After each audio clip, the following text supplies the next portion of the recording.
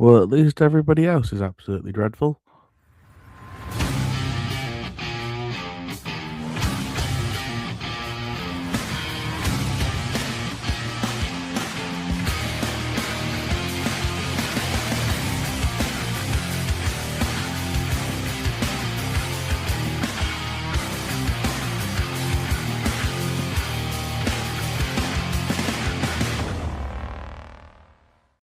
Hello, everybody. Welcome into the 52nd episode of the From the Valley Floyd podcast. My name is Callum. I will be your host as always.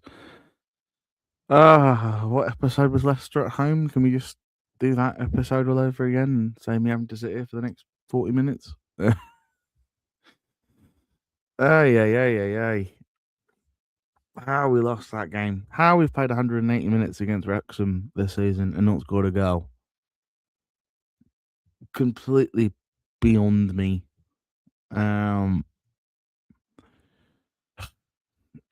Frustrating, irritating. A game that, as much as you can't be losing, thanks to sort of results around us, means that we go into next weekend with everything exactly as it was. I don't think Oxford United, 9 points behind us now, are going to catch us up with the number of games left, right? So I think we're still looking at, can we not finish as that other team that goes down? I think if you're a West Brom fan now, you'd be incredibly worried. I think if you're a Leicester fan, you must be worried. I think probably Portsmouth will get themselves out of it. Blackburn are iffy. They could go either way. I think the new manager bounce has definitely ended. But they're in a slightly stronger position than those around them.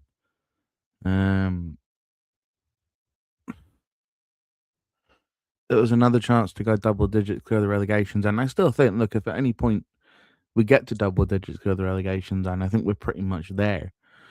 I've obviously been saying on this pod that I think that the number of points was, and I did really up until probably about yesterday, that I thought the number of points would be inflated and you need to get to 52, 53. I don't think you're going to need to. West Brom and Leicester are dreadful. I honestly think if we can get our 6 or 7 points in the next couple of games, we're practically there. Like these teams are so bad. Leicester not for talent reasons, for effort reasons. West Brom for squad building and club toxicity reasons, right? Oxford aren't great. So it's not a disaster. It's not a disaster.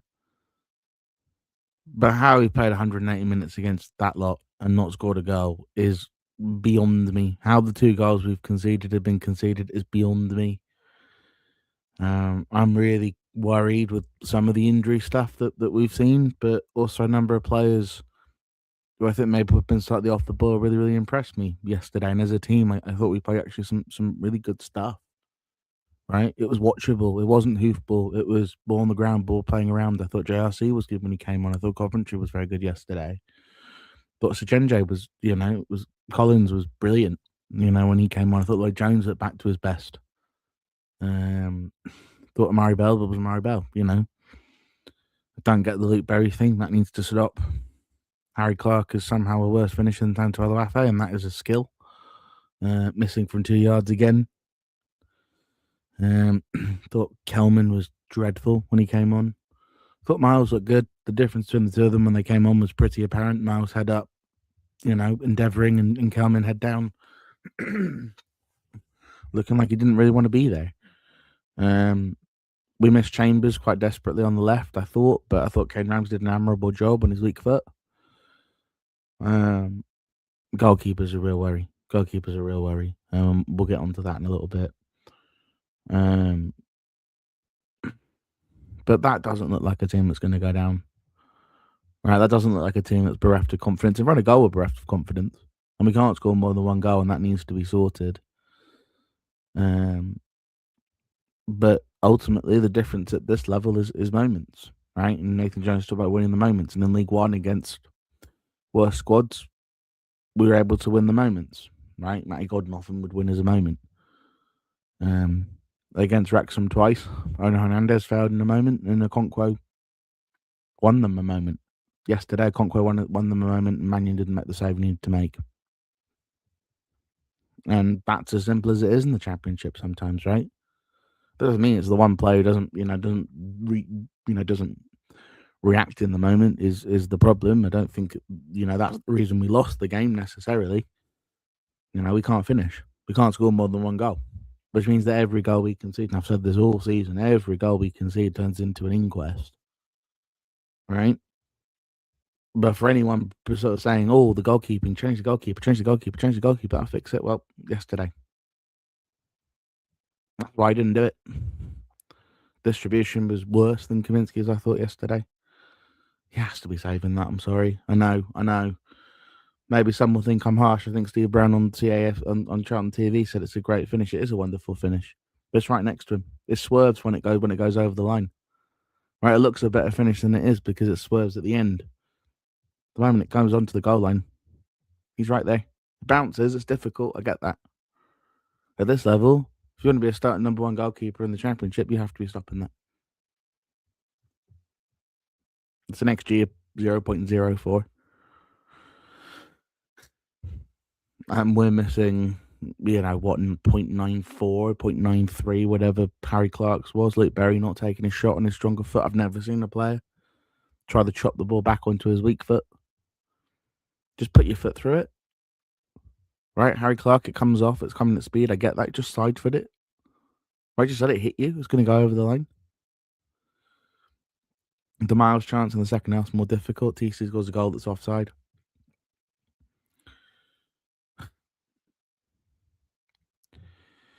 But that's them the breaks at this level. This level is if you don't do what you're supposed to do, you get punished. And they punished us yesterday. And we can bang on about the squad and 35 million quid they spent, or whatever it was in the summer, and all the rest of it. But Nathan Jones can't put the ball in the back of the net for those players yesterday. They have to be scoring. Right? If we were lucky to come away with a point at the Hawthorns in the week, and we were, then we've been desperately, desperately unlucky not to get at least a point out of that game yesterday. And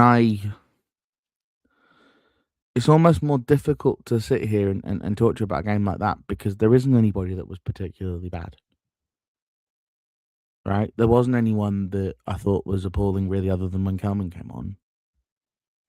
There wasn't anyone that I thought wasn't given 100%. There wasn't anyone that I thought was shirking responsibility. There wasn't anyone that was avoiding trying to get on the ball. There wasn't anyone that was, defensively suspect. Right?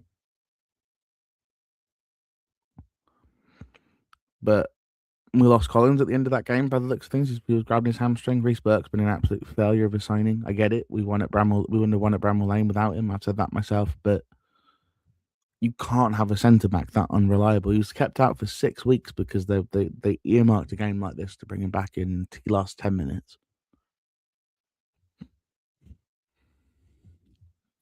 Our goalkeeper sounds like he'll be out for a month, right? And we got a backup who's got half a season starting in League One on his resume. There are worrying aspects to this. As much as I'd love to say bang on about how good the performance was great, right? Don't get me wrong. I thought it's the best we've played in a very, very long time, maybe since Blackburn at home. We beat them 3-0. That's the best that we've played. We got no points out of it. And that's we built this cushion up. We built the 7-point cushion. I think it's going to be enough. You got a Birmingham team that's absolutely god awful on the road, playing at the Valley on Saturday. You beat them, and all of a sudden everything's different. Results around us went for us, right? But if you get nothing from this, you lose to Birmingham, you lose to Middlesbrough, you're right back in it, right? Unless what's happened over the last month or so continues to happen, which is West Brom and Leicester are completely unable to win games of football. I don't think I've ever seen a manager less suited to a squad of players than Rowett at Leicester. They've got a bunch of flair players on the wing, and they brought in a guy who doesn't know how to coach flair players. West Brom don't have a manager. Right? Their own fans are shouting at them that they're not fit to wear the shirt and all the rest of it, right?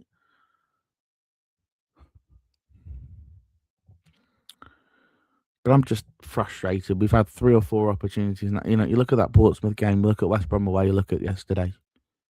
You've done better in all 3 of those games, and you could be at completely no relegation fears whatsoever. And if we go down, it's on us.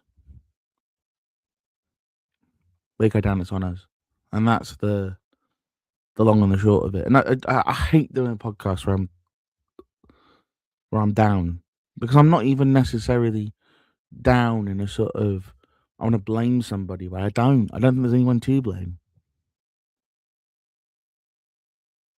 But we can't score more than the goal in a game. We are painful to watch at times going forward.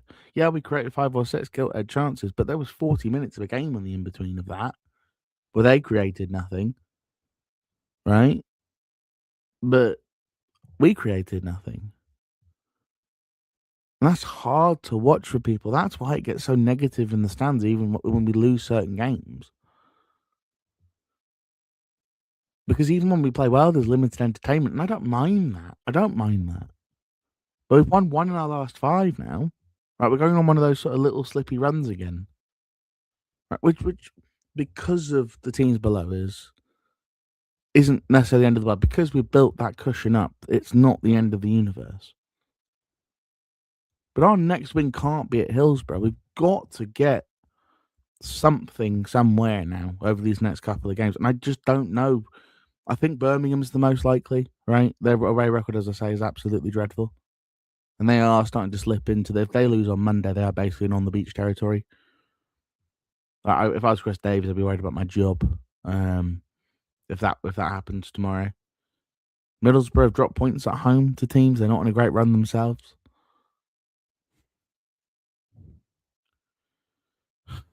But I'm dejected, I think is the word I would use. I'm dejected. And I wanted to be wrong about the goalkeeper so badly. I was chatting to my mates in the pub and saying, I really hope that I'm wrong before the game. I don't think I was. There's a reason it's the second signing we made in the summer was to upgrade in that position. There's a reason why Birmingham, where they are, they don't have 2 good enough keepers. Right, compare that to Wrexham. Okonkwo's got a quarter of his clean sheets against us, and he's made 2 wonder saves against us. We've missed from 2 yards twice against them, both times to take a 1-0 lead. Maybe they're just a bogey side, but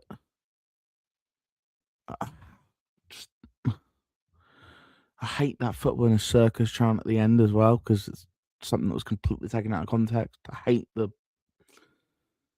sort of super club thing, and they can't sell the away end out, right? Like, that sort of stuff just does my head in. But to lose it in that way is so frustrating. It's so frustrating.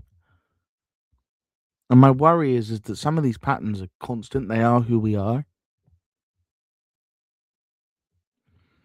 And the question for me is that, are we just going to try and win 2 or 3 games 1-0 from now on? Because that's a risky strategy to try and get that from the next 11. And I feel for the manager because he takes all the crap. But yesterday, he can't put the ball in the net for him. Right, these are right. If you just put your foot around it, you just tap it in.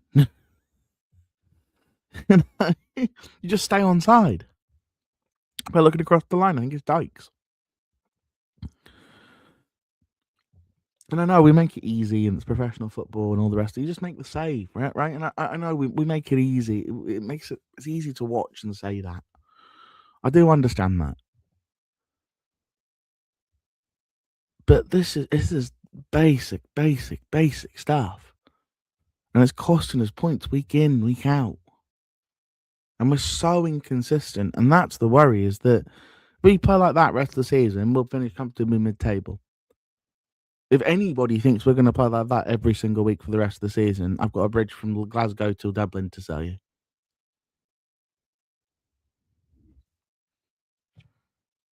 That's the frustrating thing is knowing us will put an absolute stinker on Saturday.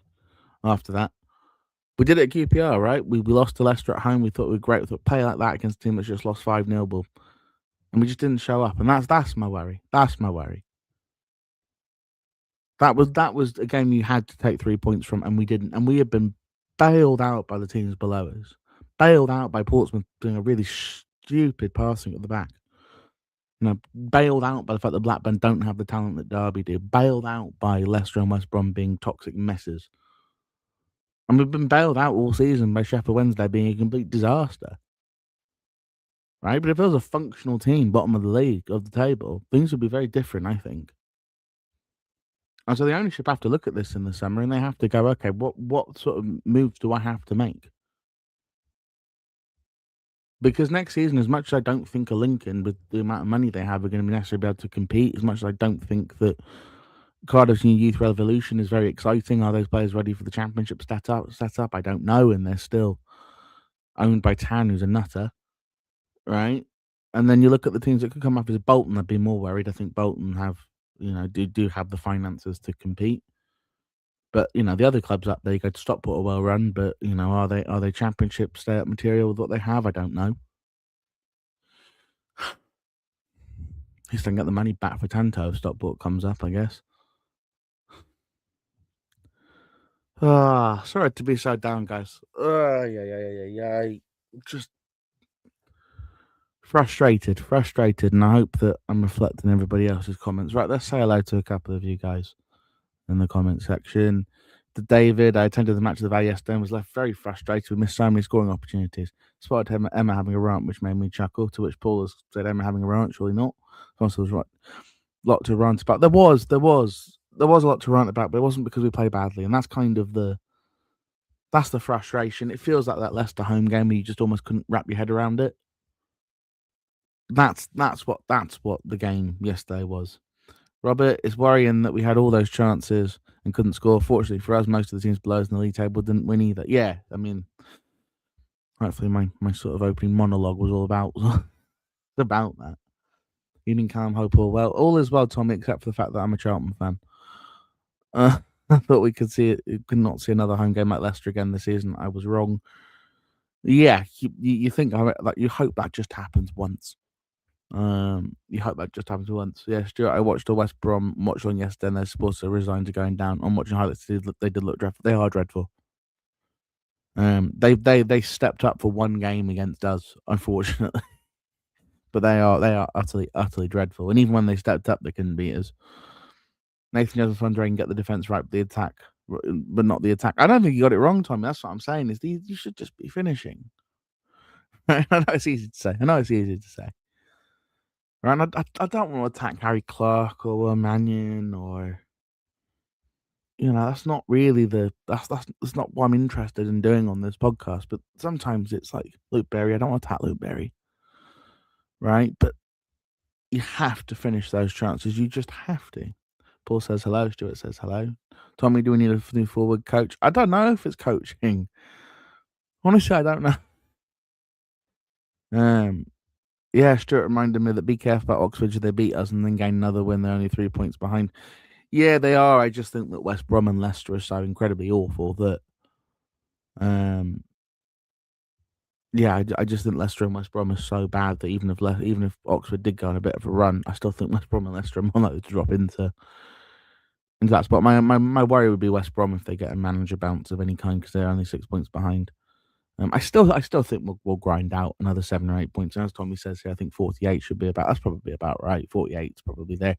Luton went down on 46 last year on goal difference, and I think probably a couple extra points just to sort of do the Sheffield Wednesday sort of math will help. But as I say, the top two aren't as dominant, so the middle part of the table I think is a little bit inflated at the moment. So everybody's kind of taking points of everybody. So the whole sort of points needed is it's all a bit funky, but most of it's in the middle rather than down the bottom. Watchable, but still could not score when on top. Yeah. I mean, that's the frustration. Collins was very good. I think we go with Diamond there. Yeah, whoever's done the scouting on that seems to have done a very good job. Is it all about luck? It's all about luck. I don't know if it's luck. I mean, it's just stupidity at times. Right, the Hernandez thing away was just stupid. Right? Yesterday, some of these misses are just. Now, these are tap-ins. They're genuine tap-ins.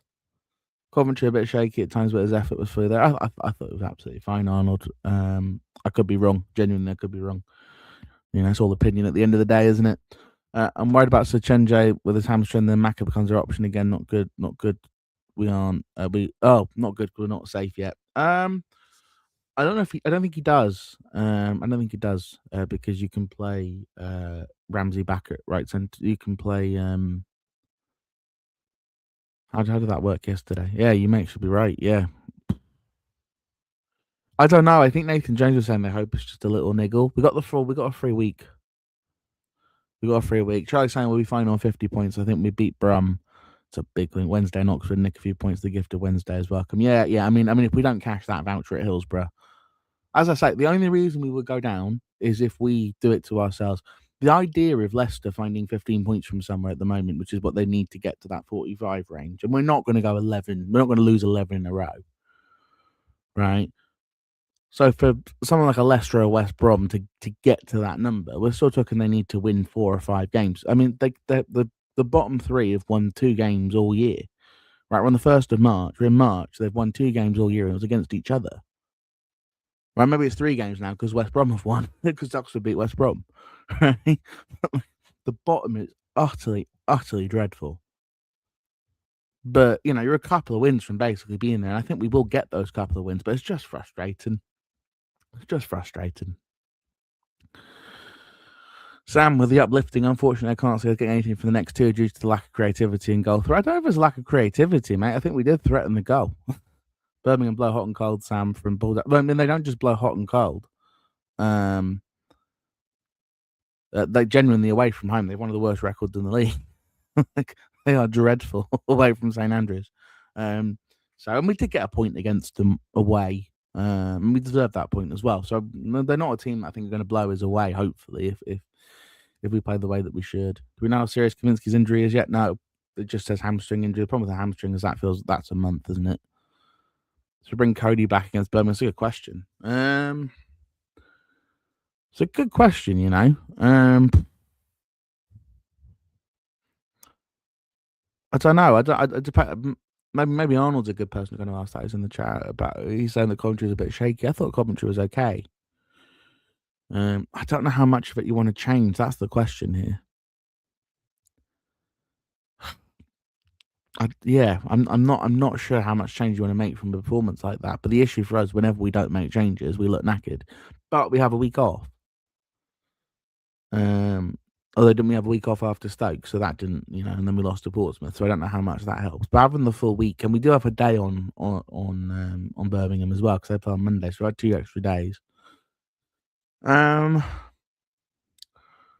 think maybe I would just because of the importance of that game. I think maybe I would bring him back in. Although Birmingham home last year was Coventry's probably best performance in a Charlton shirt. It does come down to the players yesterday. It does. It really does come down to the players. We need a young Derek Hales to bang in our goals. We needed a young Darren Bent to bang in our goals, David. That's what we need. We've got plasters in, so I don't have my Darren Bent photo behind me. I would be pointing at that. that's what we need. We need a young Bent. Fortunately, find next season harder as 3 teams as bad this season. Yeah. I mean, again, I think that there are teams. The real problem for me are the 3 teams that are going to come down. Sorry, it's 49 Luton got to last year, wasn't it? It was 49. But that's because I think most of the bottom, I think loads of teams went on runs at the bottom because loads of teams were on the beach at the end. The issue here is that none of these teams are going to be on the beach. It was 49 they got to. I keep saying 46, it's 49. Yeah, main concern is if Leicester win their appeal, they're not going to win that appeal. I don't think there's a cat nail chance they're going to win that appeal. It's an EFL breach. I think more than likely anything else, it would actually get increased. I think the Premier League have lodged a counter appeal. So I don't think that appeal is going to be heard, and even if it does, I don't think it's actually going to happen. Probably until I don't even know if it's going to happen this year. It might get really, really funky. But Leicester fans themselves don't think they're going to win that appeal. Most of them are saying we should have just taken the 6 and move on. Look, I guess again, you beat Birmingham Saturday, and I think a lot of this stuff changes. A lot of how this feels changes. But that's a game that we should be winning. Or at the very least, we should be getting a point. The thing that really, really worried me is that we banged on all season about goalkeeping distribution. And even I thought this, right? I genuinely thought, oh, okay, Mannion's about distributor. You had an absolute nightmare with it yesterday. The long balls were floaty. Dykes couldn't get on the end of half of them. They sort of would drop and then float around. I saw on the forums people were sort of glazing this idea that he came for a cross in the second half, and it was like, well, yeah, every keeper would come for that. no one's going to leave that. No goalkeeper's going to leave that. But as I say, I feel for him, right? Because he's had barely anything to do, and he gets caught flat-footed.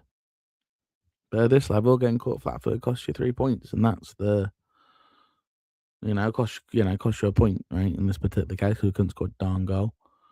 And fair play to Okonkwo for the one to save at the end there on Kerry. You do have to put your hands up, right? I'm sure there'll be Wrexham fans on here saying X, Y, or Z at some point, listening to this. But at the end of the day, they ground out the result, right? They got the best away record in the division, I think. You can't take that from them. It's amazing what 35 million quid net spend can get you, right? But just a disappointing one, a really disappointing one, and I'm not. Be interested to get people's opinions on the Chronicles in half an hour, just because I think getting some different opinions compared to mine, maybe. I feel more downbeat than I do proud, which isn't good because I think that I should feel proud of a good performance. And normally I try to point at the good stuff. I think Nathan Jones got that spot on yesterday, and I think the players, quite frankly, and a number of them, in front of goal at least, let them down. And I think one of the biggest issues we have at the moment is the ball's not falling to our strikers, right? The ball keeps falling to defenders, the balls keep falling to midfielders. They're not falling to the strikers. I don't know if the strikers aren't getting in position or they're not being told to stand, right? But we've got players who are bereft of confidence in front of goal because nothing's dropping to them, right? I think the Miles second half is really, really difficult, but I think a Miles at full pump finishes that, right? And that's something. That's something to work on. Yeah, as Tommy says, you'll be happy with 18th this stage of the season. Yeah, as I say, if you'd offered me 1 point behind, 2 points behind Norwich, if somebody had offered me that on the 1st of March coming into the season, I would have snapped your hand off. So it's just been a frustrating, I think, 24 hours or so, 36 hours, and yeah, just need to take a bit of a break from it and come back on Wednesday and look at Birmingham, hopefully with a bit of renewed optimism. Right, I'm going to leave that there, and I will see some of you on the Chronicles in half an hour or on other podcast listening devices if you're listening. Please do subscribe so you never miss an episode if you're watching from afar. And Robert asked me how do I think the subs did. I thought Callum was really poor, really, really poor. I thought Liban was okay, but I thought Callum was very poor. I thought JRC was good, actually, to be fair to him. Had one sort of hairy moment with the pass in his own half, second half. But I actually thought he was okay. Just wish he had a shot on him. He shot all the time for Blackburn. He just doesn't shoot for us, and I think that's a bit of that's a confidence thing, I think. But I think he's been an absolute consummate professional. So I think that means a lot in a dressing room that at times it hasn't always sounded like players have been. And then Collins was very, very good when he came on. I thought that very, very good. And I hope that hamstring was just him cramping up a bit and tightening up because he hasn't played much football in the last couple of months. Right. To those of you listening, thank you so much for listening in. For those watching live, thank you all so much. I really, really appreciate it.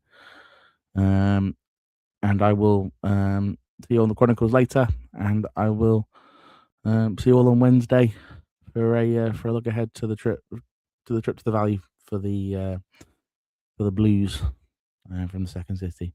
All right. All the best. Bye.